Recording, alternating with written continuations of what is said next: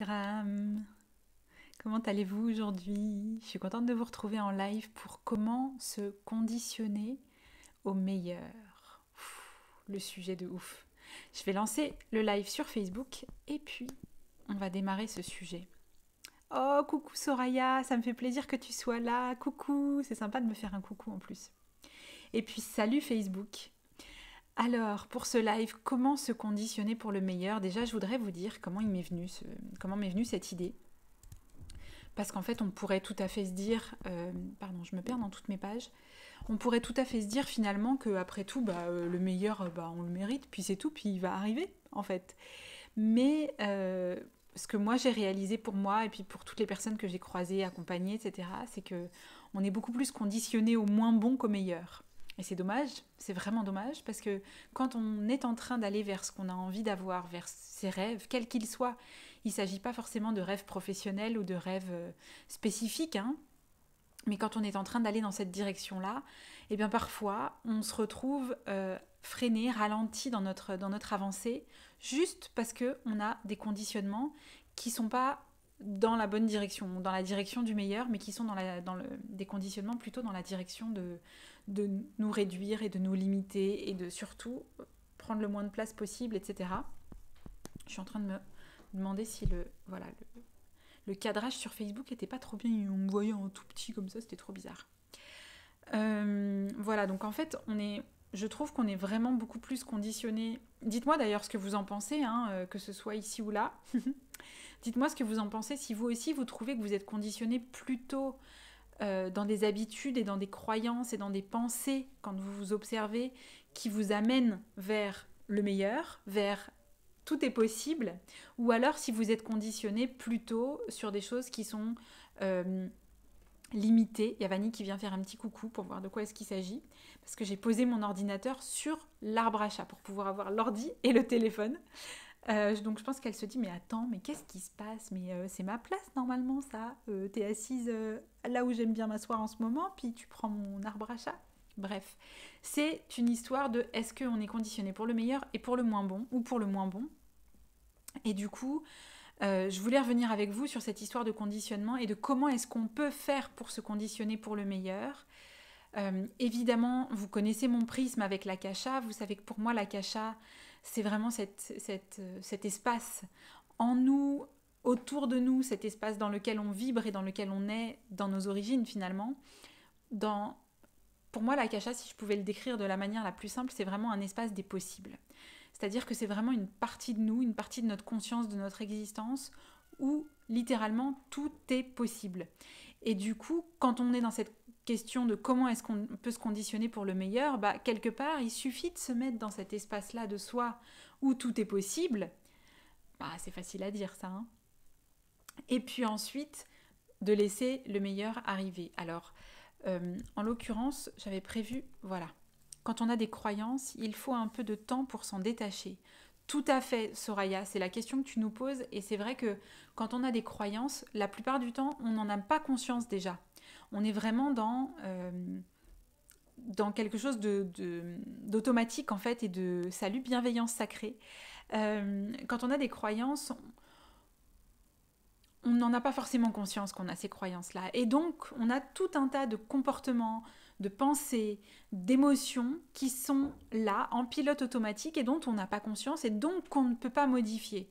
Mais petit à petit, et c'est le travail de l'éveil évidemment, petit à petit, quand on reprend conscience de ce qu'on vibre, de ce qu'on a comme émotion, de ce qu'on a comme sensation, de ce qu'on a comme pensée, on peut d'abord prendre conscience de nos croyances, prendre conscience de ce qu'on est en train de commencer à manifester et à créer. Et puis ensuite, on prend le temps de se poser la question de ce qu'on a vraiment envie de manifester. Est-ce que là, avec mes pensées, je suis alignée et je suis en train de manifester le meilleur? Ou est-ce que, tiens, c'est marrant, je viens d'écouter ma pensée et c'est pas tout à fait dans cette direction-là que j'ai envie d'aller. Qu'est-ce que j'aurais envie de mettre à la place? Voilà. Donc ta question, elle est vraiment super parce que du coup, tu as identifié que euh, il y a un exercice, quoi. Il y a un exercice pour petit à petit se défaire de ses croyances et pour petit à petit se mettre ça de côté, mettre les croyances en tout cas limitantes de côté, et puis aller vers quelque chose qui est beaucoup plus aligné avec notre meilleure version. Et Voilà, je reprends mes notes. Du coup, sans forcément se préparer au pire, bien qu'il y ait des gens qui sont là en train de se préparer au pire la plupart du temps, en fait, quand on se prépare au pire, c'est comme si, quelque part, on le manifestait un petit peu ou qu'on l'alimentait. Parce que quand on se prépare au pire, on y pense, on le ressent, donc on est dans un conditionnement qui est tout à fait désagréable et qui n'est pas du tout aligné avec le plus grand potentiel et avec les choses qu'on a vraiment envie. Mais comme c'est des choses qu'on va vibrer en émotion et en pensée, et ben c'est des choses qu'on va manifester. C'est comme si on disait à l'univers, bah, donne-moi ça. C'est un peu l'exemple que je donne souvent de la personne qui cherche une place de voiture, mais qui est persuadée, salut London Flow, c'est sympa comme nom ça, tiens. C'est un peu comme quand on est, pardon, je perds mon fil à dire bonjour aux gens. Mais faites-moi des petits coucous quand vous arrivez, ça me fait quand même très plaisir. Quand on est persuadé qu'on va jamais trouver de place, on va et on se dit oh mais de toute façon on va jamais trouver de place. Alors on est persuadé qu'on va pas trouver de place, on pense qu'on va pas trouver de place et on est déjà énervé ou dégoûté de pas avoir trouvé de place. Donc qu'est-ce qui se passe ? Bah on tourne et on tourne et on tourne et on tourne pendant des heures et des heures. Au lieu de faire quelque chose qui est absolument radical et qui est magique, c'est de faire l'inverse en fait, c'est de se dire ok, qu'est-ce que j'aimerais ? Ah ben en fait, je vais à tel magasin, donc en fait j'aimerais une place, alors je sais que par exemple il n'y a pas une place techniquement devant, parce que devant je sais pas trop quoi, blablabla, mais j'aimerais une place la plus proche possible par exemple. Et donc, je pense à cette fameuse place, et vous avez vu, rien que ça me fait changer, je me mets le sourire aux lèvres, et je suis contente et de me dire, ah, j'aimerais trop, je suis trop contente de me dire que je vais avoir cette fameuse place. Et d'ailleurs cette phrase, je vous invite à la noter dans un coin de votre tête, parce que pour moi elle est super super utile, c'est je suis super contente de me dire que salut Laura, je suis super contente de me dire que je vais trouver la place, que je vais rencontrer l'homme de ma vie. Je ne sais pas ce que vous cherchez, ce que vous avez envie d'atteindre comme objectif et comme envie sur Facebook ou sur Insta. Je suis super contente de me dire que je vais trouver une place. Je suis super contente de me dire que même si je sors à 17h30 en ce moment pour aller faire des courses, je suis super contente de me dire qu'il n'y aura pas beaucoup de monde et que ce sera fluide et facile. Voilà. Pas mal, non, comme idée ? Et du coup, là, ce que vous pouvez retenir, c'est deux choses. C'est se poser la question de ce qu'on a vraiment envie. Ça, c'est vraiment un moyen pour moi qui est très, très utile pour sortir de l'inconscient. C'est, attends, là, je suis en train d'aller dans cette direction-là, mais qu'est-ce que j'ai vraiment envie ? Est-ce que j'ai vraiment envie que ça se passe comme ci ou comme ça ? Vraiment, je pense que c'est une question, ça, qu'il faut qu'on reprenne l'habitude de se poser régulièrement. Parce que c'est à partir de là que tout démarre. Pour manifester et se conditionner pour le meilleur, encore faut-il savoir ce qu'on a vraiment envie. C'est quoi le meilleur pour nous ? C'est quoi le meilleur pour toi et pour toi sur Facebook ? Donc, déjà se poser la question. Ensuite, prendre le temps de passer du temps dans cette énergie-là et de se dire « Ouh, je suis contente de me dire que tout ça, c'est en train d'arriver. Ouh !» Qu'est-ce que je ferai quand ce sera là ? Oh, quand ce sera là, je pourrais faire ci, puis je pourrais faire ça. Et déjà de se conditionner et de se mettre... se conditionner justement dans cette énergie positive. Et là, il m'est venu un exemple. Quand je préparais ce live, en vrai, je l'ai canalisé, comme je canalise pas mal de choses. Il m'est venu un exemple. Donc, c'était l'exemple d'un enfant, son rêve à lui, le meilleur pour lui, le truc qu'il avait super envie, c'était d'aller à Disney pour rencontrer... On va dire Mickey, même si, bon, c'est peut-être pas tout à fait actuel. En tout cas, voilà. Sauf que, il a peut-être jamais été à Disney, cet enfant-là, mais Mickey, il sait qui c'est. Ou, peu importe, le héros qu'il a envie de rencontrer. Et donc, il peut se projeter là-dedans. Et il peut rêver, il peut dire, quand je verrai Mickey, je lui ferai un gros bisou. Puis quand je verrai Mickey, puis je lui ferai un gros câlin. Bon, avec le masque et tout ça, vous mettez ça dans le contexte, mais l'enfant, il peut se projeter là-dedans parce que c'est quelque chose qu'il peut facilement, un, imaginer, et deux, qu'il connaît. Salut Nini Raph. C'est sympa de vous voir arriver.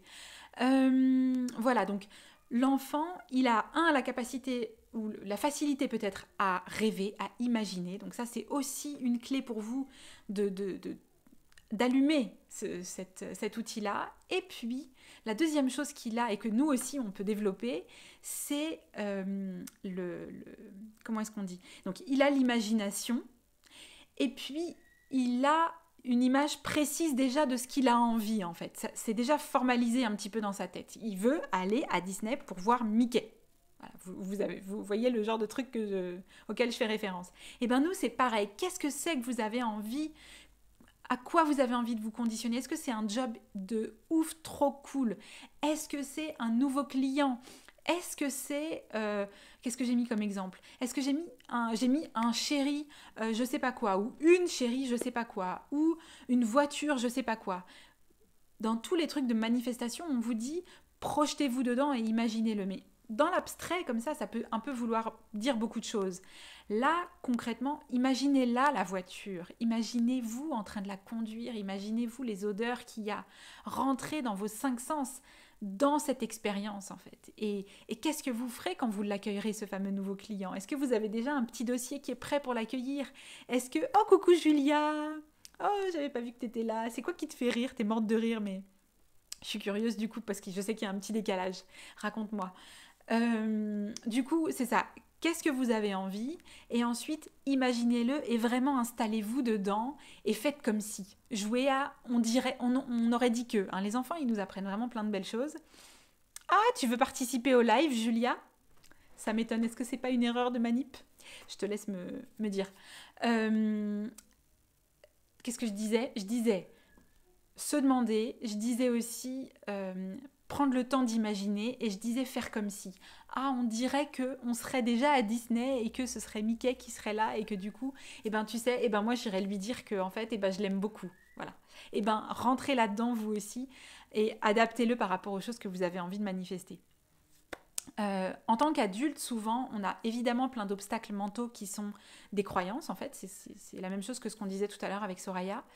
Et puis pas mal d'obstacles qui sont complètement imaginaires, imaginés, complètement là, faux, tout simplement. Et ces obstacles-là, ce qui peut vraiment aider, c'est de les conscientiser. C'est-à-dire de se dire, ok, là, ce que j'ai très envie, c'est d'aller, je sais pas, de manifester un super job. Qu'est-ce que ça pourrait être que les choses que je crois, dont j'ai conscience ou dont je n'ai pas conscience, autour de ce projet-là? Est-ce qu'il y a des choses que je crois qui feraient que ce serait possible et qui feraient que ça ne le serait pas? Et d'aller rencontrer ces croyances-là à l'intérieur et de faire exprès de se poser la question. Est-ce que je pense, et de sentir, est-ce que je pense que c'est possible d'avoir un boulot épanouissant? Est-ce que je pense que c'est possible? Est-ce que ça existe, par exemple? Est-ce que je pense que c'est possible de gagner plein d'argent en faisant ce qu'on aime, par exemple? Est-ce que je pense que c'est possible de rencontrer l'homme de sa vie ou la femme de sa vie? Est-ce que je pense que c'est possible... Désolée, ça a dû faire une petite interruption par ici. Ensuite, est-ce que les choses que je pense et qui me freinent, est-ce que c'est des vraies choses ou est-ce que c'est juste des croyances et du coup je peux les démonter? Est-ce qu'elles sont vraiment vraies, ces choses-là, qui pourraient être des blocages? Et comment est-ce que je les démonte? Quoi d'autre pourrait être vrai? Est-ce qu'il n'y a pas des choses que je crois aussi qui viendraient remettre l'équilibre là et puis rebasculer les choses dans l'autre sens et puis me rappeler qu'au final, ah oui c'est vrai, en fait je pense que ce truc-là que j'ai envie, je me rappelle que c'est possible. Voilà, ça c'est un vrai travail. Pour moi, ce qu'on vient d'évoquer là, c'est à la fois un travail d'éveil, c'est à la fois un travail spirituel, c'est à la fois un travail de conscience, mais c'est aussi un travail de manifestation. Tout ça, c'est la même chose. Ça vise vraiment à éveiller notre conscience, donc éveiller la partie à l'intérieur de nous, hein, notre âme, la partie subtile qui préexiste à notre existence physique, à l'éveiller, à avoir dans la matière, sur Terre, dans la 3D, une vie qui est en cohérence avec ses plus grandes aspirations. Et pour ça, faut pouvoir aller la rencontrer. Voilà. Alors, qu'est-ce que je vous ai raconté d'autre ici dans mes notes que j'avais envie de vous dire ? Eh bien rien de plus. J'ai envie de vous parler de l'académie parce que c'est les dernières heures pour s'inscrire et de profiter du bonus, quelles que soient les inscriptions que vous choisissez. Si vous choisissez de vous inscrire pour une étape ou 2 étapes, ou si vous choisissez de vous inscrire pour le parcours complet, vous avez encore jusqu'à ce soir minuit comme Cendrillon. Alors on repart à Disney là, comme Cendrillon. Voilà, donc dans l'académie, la première étape, elle est là vraiment pour vous accompagner à activer la conscience de votre âme. Parce qu'on est tous connectés à notre âme, mais pas forcément en conscience. Donc, on ne sait pas forcément se connecter à elle, on ne sait pas forcément aller chercher des informations, on ne sait pas forcément poser des questions, on ne sait pas forcément comprendre les signes et les informations qu'elle nous donne.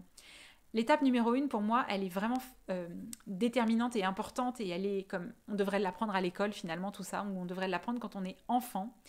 Et du coup, je pense que même un jour, je ferai des choses comme ça pour les petits. Donc dans cette étape-là, c'est vraiment réactiver cette conscience-là de l'âme à travers l'initiation à l'akasha, bien sûr, mais pas que, à travers tout un tas d'explorations, d'entraînements, voilà, on s'amuse à faire des lectures ensemble et on se dit des informations les uns pour les autres pour vraiment prendre confiance dans sa guidance. Dans l'étape numéro 2, là, on va plus loin. On va plus loin et on apprend ce que je vous ai raconté à ceux qui étaient présents dans le webinaire, c'était jeudi. Dans le webinaire jeudi, je vous ai présenté pour la première fois en exclusivité les 5 métiers auxquels on peut accéder, qu'on peut exercer quand on se connecte à l'akasha. Et il y a des tonnes de variantes possibles et on a chacun nos affinités avec ces métiers-là et on les mélange chacun à notre manière. Il y a les lectures akashiques, bien sûr, il y a les soins énergétiques, les voyages multidimensionnels, les communications d'âme et tous les codes de lumière. Donc, dans l'étape 2, vous réapprenez tous ces métiers-là à travers tout un tas de choses que moi, je vous transmets, de choses que j'ai canalisées. L'idée, c'est pas que vous le savez pas, c'est que votre âme, elle le sait déjà, mais que en écoutant ce que je vous raconte et en lisant les documents que je vous envoie, eh ben, votre conscience, elle se dit « Ah oui, c'est vrai, ah mais oui, c'est vrai, ça je le sais, puis je l'ai déjà fait, puis ça je l'ai déjà fait. » Et puis, dans les sessions d'entraînement, parce qu'il y en a plein dans ces étapes, quelles que soient les étapes d'ailleurs, j'adore vous faire vous entraîner, parce que pour moi, c'est vraiment dans l'expérience que vous apprenez. Salut Stella. Alors Stella Ange Love, ça fait un nom très très long, donc salut Stella, on va diminuer à ça. Bienvenue. Donc dans cette fameuse étape numéro 2, c'est ça, c'est vraiment vous réapprenez les métiers et dans l'expérimentation, dans les séances d'entraînement, et ben qu'est-ce que vous faites ? Vous le faites. Et du coup, et ben vous vous entraînez. Et puis dans les communications d'âme, vous découvrez vos affinités. Et puis dans les lectures akashiques, vous voyez comment vous utilisez cet outil-là. Chacun a sa manière de l'utiliser. Ensuite, la 3e étape, donc avec la 2e, l'idée c'est que vous pouvez déjà... pour moi, c'est comme une formation métier quelque part. Vous avez une compétence métier qui est très vaste, hein, c'est même presque 5 métiers en un pour être honnête. Et puis, vous pouvez déjà accompagner les gens parce que à la fin de la 2e étape, on parle de la posture de l'accompagnant, on parle de la posture de la personne qui va se mettre en canalisation, se mettre à réceptionner des informations, à faire des soins, etc., etc. Et du coup, vous êtes déjà, vous pouvez devenir thérapeute ou accompagnant, ou peu importe comment vous souhaitez l'appeler. Et dans les étapes 3 et 4, pour moi, ces étapes-là, elles sont ouvertes une fois qu'on a fait les 2 premières, ou alors elles sont aussi ouvertes à des thérapeutes qui ont déjà pas mal d'outils et qui ont envie d'y aller, là, qui ont envie de, allez, on y va et on déploie son activité. Les étapes 3 et 4, c'est revenir à, mais c'est quoi ma mission ? Entre toute mon expérience de vie, entre mes choix d'incarnation, entre toutes les formations que j'ai faites, et puis tout ce que je retrouve de mon âme et de ses savoirs, c'est quoi mon fil conducteur, c'est quoi ma mission, c'est quoi le truc pour lequel j'ai envie de m'engager. Et puis, dans l'étape numéro 4, qu'est-ce qu'on fait ? Eh ben, on déploie tout ça. Donc dans l'étape 3, on structure les choses et puis on prend le temps. Il y a plein de sessions en collectif, mais en petit collectif, pour qu'on soit là en train de papoter et puis que vous puissiez me dire où vous en êtes et puis que moi je puisse récupérer des informations et puis vous les transmettre évidemment. Et puis dans l'étape 4, vous apprenez à continuer le déploiement de votre activité en restant connecté. C'est pas « ok, je vais me mettre à faire du marketing et puis à vendre mes trucs ». Non, c'est comment est-ce que je peux faire passer mon message au monde ? Et du coup, c'est pas juste une histoire de vendre, c'est pas juste une histoire de communication et de marketing, c'est comment est-ce que je diffuse mon message de manière plus large ? Et comment est-ce que je peux dire au monde ce que j'ai à leur dire finalement ? Voilà. Et l'aboutissement de ça, c'est évidemment que vous puissiez vivre de cette activité qui est au creux de votre cœur et avec laquelle vous avez la sensation et la joie de contribuer au monde, parce que c'est ça le kiff, c'est de faire ce qu'on aime, en ayant cette gratitude infinie de pouvoir se dire non seulement je fais ce que j'aime, mais en plus ça aide des personnes de l'autre côté, et ça les aide elles-mêmes à se transcender et à aller là où elles ont besoin d'aller dans leur évolution, dans leur éveil, etc. Donc, rappelez-vous ou dépêchez-vous, je ne sais pas comment est-ce qu'il faut le dire. Tiens, il est 18h18, c'est joli comme chiffre. Vous avez jusqu'à minuit pour profiter des bonus. Et alors, vous allez voir, si vous ne les avez pas encore vus, j'ai été archi méga super généreuse. Si vous avez des questions, envoyez-moi un mail, j'y répondrai. Oui, alors peut-être pas jusqu'à minuit pile, mais bon, si vous m'avez envoyé un mail un peu avant minuit, je répondrai et puis on considérera que c'est inclus là-dedans. Salut Eva! Voilà, donc vous avez jusqu'à minuit aujourd'hui pour vous inscrire. Posez-moi vos questions si vous en avez. Si peut-être vous avez des questions sur est-ce que je commence avec l'étape 1 ou est-ce que je peux commencer directement avec la 3. Voilà, des fois on n'est pas forcément au clair avec ça. Écrivez-moi, racontez-moi. Et puis je serais très contente moi de vous accueillir de l'autre côté puis d'embarquer avec vous dans ce... Voilà, moi ça me permet aussi... Enfin ça me permet, c'est pas ça me permet, c'est de vous accompagner, d'être avec vous, de construire des vidéos avec vous, de faire des lives, de vous accompagner dans cette session d'entraînement. Moi, dans ces moments-là, je sais que je suis à ma place. Oh, coucou! Pour les doux de cœur, c'est rare qu'on soit en live en même temps, dis donc, toutes les deux. Oh, bah toi, t'as un super coucou spécial, on va dire.